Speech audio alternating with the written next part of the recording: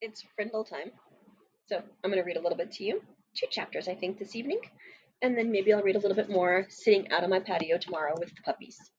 Here we go. The question. The first day of school was always a getting acquainted day. Books were passed out and there were a lot of chatter. Everyone asked, "What did you do over the summer?" Periods 1 through 6 went very smoothly for Nick. But then came period 7. Mrs. Granger's class was all business. The first thing they did was take a vocabulary pretest to see how many of the 35 words from the weeks the kids already knew. Tremble, circular, orchestra, the list went on and on. Nick knew most of them. Then there was the handout about class procedures. After that, there was a review paper about cursive writing, and then there was a sample sheet showing how the heading should look on every assignment. Name in the right-hand corner with the number and the date. No let up for 37 minutes straight. Nick was an expert at asking the delaying questions, also known as the teacher stopper or the guaranteed time waster. I know a few friends like that in our class. At 3 minutes before the bell, in the split second between the end of today's classwork and the announcement of tomorrow's homework, Nick could launch a question guaranteed to sidetrack the teacher long enough to delay or even wipe out the homework assignment. Timing was important. But asking the right question, that was the hard part. Questions about stuff in the news, questions about the college the teacher went to, questions about the teacher's favorite book or sport or hobby. Nick knew all the tricks, and he had been very successful in the class. Here he was, in 5th grade, near the end of his very first language arts class with Miss Granger, and Nick could feel a homework assignment coming the way a farmer can feel a rainstorm. Mrs. Granger paused to catch her breath, and Nick's hand shot up. She glanced down at her seating chart and then up at him. Her sharp gray eyes were not even turned up to half power. "Yes, Nicholas?" "Miss Granger, you have so many dictionaries in the room, and that huge one especially. Where did all those words come from? Did they just get copied from other dictionaries? It sure is a big book." It was a perfect thought grenade. Ka-pow! Several kids smiled. A few peeked at the clock. Nick was famous for this. The whole class knew what he was doing. Unfortunately, so did Miss Granger. She hesitated a moment and gave Nick a smile that was just a little too sweet. Her eyes were the color of a thundercloud. "Why, what an interesting question, Nicholas. I could talk about that for hours, I bet." She glanced around the classroom. "Do the rest of you want to know too?" Everyone nodded yes. "Very well then. Nicholas will do some research on the subject and give a little oral report to the class. If you find out the answer yourself, it will mean so much more than if I told it to you. Please have your report ready for our next class." Miss Granger smiled again, very sweetly. Then it was back to business. Now, homework for tomorrow can be found on page 12 of your Words Alive book. Nick barely heard the assignment. His heart was pounding. He felt very small, very small. He could feel the top of his ears glowing red. A complete shutdown. An extra assignment. And probably a little black mark next to his name on the seating chart. Everything he had heard about this teacher was true. Don't mess around with the Lone Ranger. Chapter 4, Word Detective. It was a beautiful September afternoon. Bright sun, cool breeze, blue sky, but not for Nick. Nick had to do a little report for the next day, plus copy out all the definitions for 35 words for Miss Granger. This was not the way school was supposed to work. Not for Nick. There was a rule in Nick's house. Homework first. It's a rule in my house too, guys. I'm sure some of you have that same rule. And that meant right after school. Nick had heard his older brother James groan and grumble about the rule for years, right up until he graduated from high school 2 years ago. And then James wrote home from college after his first semester and said, "My grades are looking great because when I came here, I already knew how to put first things first." That letter was the proof Nick's mom and dad had been looking for. There's a picture of our friend. Oops, there we go, folks. Sorry about that. Our friend Nick. Homework first was the law from September to June. This had never bothered Nick before because he really never ever had homework. Oh, sure, he looked over his spelling words on Thursday nights, and there had been a few short book reports in fourth grade, but other than that, nothing. Up until now, schoolwork never spilled into his free time. Thanks to Miss Granger, those days were gone. First, he looked up the definitions in the brand new red dictionary that his mom had bought. Miss Granger told her to. It took almost an hour. He could hear a baseball game in John's yard down the street, yelling and shouting, and every few minutes the sharp crack of a bat connecting with a pitch. But he had a report to do for Miss Granger. Nick looked at the very front of the dictionary. There was an introduction to the book called Words and Their Origins. Perfect, thought Nick. It was just what he needed to do his report. It would be all over in a few short minutes. Nick could already feel the sun and the breeze on his face as he ran outside to play. Homework all done. Then he read the first sentence from the introduction. Without question, the modern American dictionary is one of the most surprisingly complex and profound documents ever to be created, for it embodies an unparalleled etymological detail reflecting not only superb lexicographic scholarship, but also the dreams and speeches and imaginative talents of millions of people over thousands of years. For every person who has ever spoken or written in English has had a hand in its making. A lot of big words. What? Nick scratched his head and read it again. And then again. Not much better. It was sort of like trying to read the ingredients on a shampoo bottle. He slammed the dictionary shut and walked downstairs. Nick's family did a lot of reading, so bookshelves covered 3 of the 4 walls in the family room. There were 2 sets of encyclopedias. The red set was for kids. Nick pulled out the D volume from the rest of the set and looked up dictionary. There were 3 full pages with headings like Early Dictionary, Word Detectives, and Dictionaries Today. Not very exciting, but he had to do it. So Nick just plopped down on the couch and read all of it. And when he finished with the kids' book, he opened up the black encyclopedia and remembered most of what it said about dictionaries, too. He understood only about half of what was written there. He leaned back on the couch and covered his eyes with his arms, trying to imagine himself giving a report on all this boring stuff. He had been lucky to have had 3 minutes worth. But Nick was Nick, and he suddenly had an idea, and it brought a grin to his face. Nick decided that giving this report could actually be fun.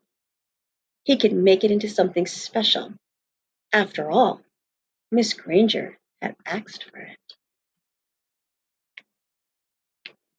Last one. Chapter 5. The Report. By lunchtime the next day, Nick had a bad feeling in the pit of his stomach. Seventh period was coming. He was going to have to stand up in front of Miss Granger's classroom. The eyes of everyone in the class would be glued to his face, and Miss Granger's eyes would be cranked up to maximum punch power. He looked over his notes again and again. The first English dictionary, the growth of the English language, William Shakespeare, words from French and German, new words, old words, new inventions, Anglo-Saxon words, Latin and Greek roots, American English, it all became a big jumble in his mind. And his grand plan from the night before, in the harsh fluorescent light of the school day, seemed impossible. What is it with the clocks in school? When you're planning to go to the carnival after school, the clocks in every classroom practically run backwards. And the school day lasts for about 3 weeks. But if you have to go to the barber shop or go shopping for clothes after school, zip, the whole day is over before you can even blink. And today, after lunch, periods 5 and 6 went by in 2 ticks. As the seventh period bell rang, Miss Granger walked into the classroom, took 4 steps to her desk at the side of the room, flipped open her attendance book, glanced out at the class, and made 2 little check marks. Then looked up at Nick, and she said, "I think we have a little report today. Let's begin our class with Nicholas." 15 seconds into seventh period, and Nick was on stage. This lady plays for keeps, he thought. He gulped, grabbed his crumbled note cards and his book bag, and walked to the front of the room.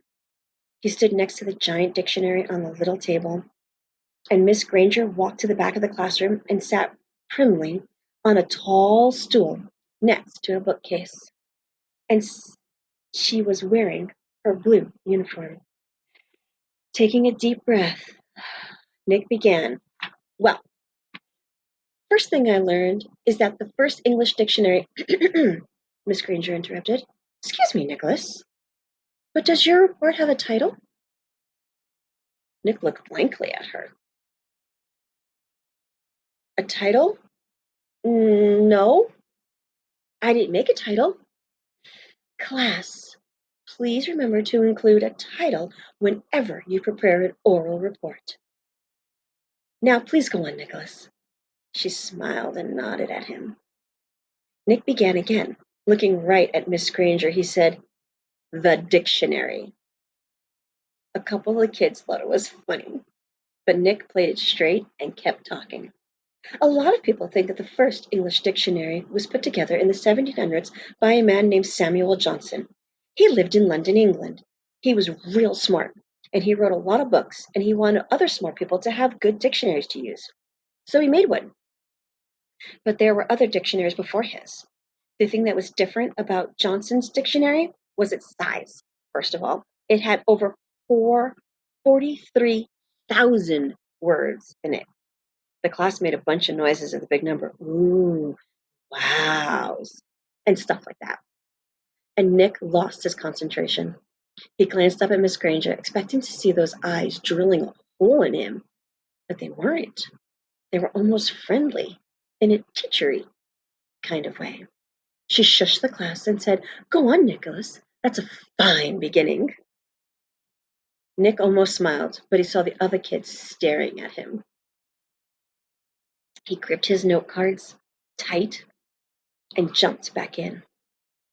The other thing that Samuel Johnson did that was special was choose the words he thought were most important, and then give lots of examples showing how the words got used by people. For example, he showed how the word take could be used in 130 different ways. Nick's report went on smoothly for 12 minutes.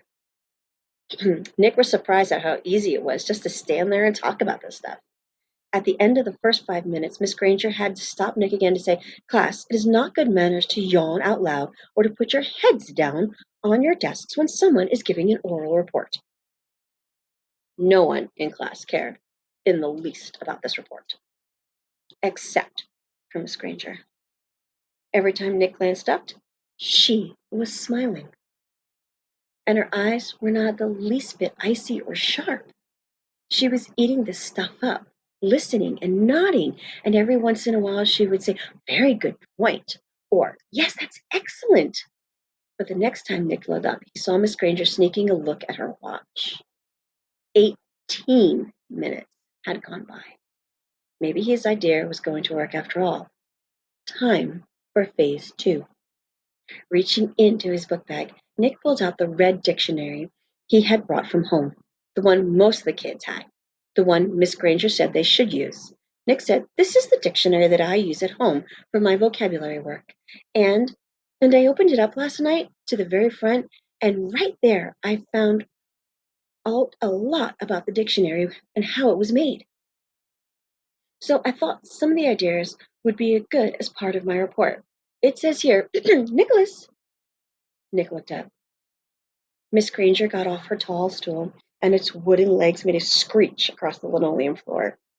Head snapped, too, and the class was alert again. Miss Granger smiled, raised her eyebrows, and pointed at her watch. "Nicholas, I think the class should read that at home themselves. Now," John's hand was up in the air, and at Mrs. Granger's nod he said, "But I don't have that dictionary at home, Miss Granger. I have the blue one." And several other kids immediately said, "Yeah, me too." Miss Granger tried not to show that she was annoyed. "Very well, Nick, but shouldn't take too long. We have other things to do today." Nick kept his eyes open wide and nodded, adjusting his glasses on his nose, and began to read. Without question, this modern American dictionary is one of the most surprisingly complex and profound documents ever to be created, for it embodies unparalleled etymological detail, reflecting not only the superb lexicographic scholarship, but also the dreams and speech and imaginative talents of millions of people over thousands of years. For every person who has ever spoken or written in English has had a hand in its making. It was a very long article, and the kids were bored to death. But no one looked bored at all. Every kid in the room knew that this period was over, more than half over. And Nick's report wasn't just a report, it was one of the greatest time wasters he had ever invented. Miss Granger knew it too. She had edged around from the back of the room to the side near the window. Nick glanced up at her now and then as he read, and each time Miss Granger's eyes clicked up to a new power level.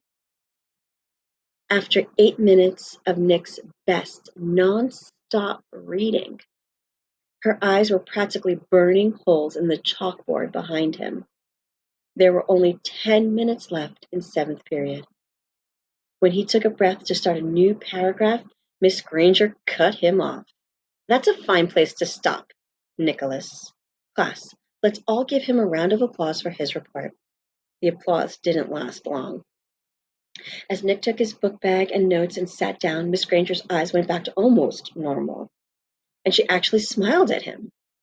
"Although your report was a little long," she paused to let that sink in, "it was quite good. And isn't it fascinating that the English has more different words than any other language used anywhere in the world?" She pointed at her large dictionary. "That one book contains the definitions of more than 450,000 words. Now, wasn't I right, Nicholas? All this means so much more since you learned it on your own." Miss Granger was beaming at him. Nick sank lower in his chair. This was worse than writing the report, worse than standing up to give it. He was being treated like, like the teacher's pet. And he had the feeling she was doing it on purpose. His reputation was in great danger, so he launched another question. He raised his hand, and he didn't even wait for Miss Granger to call on him.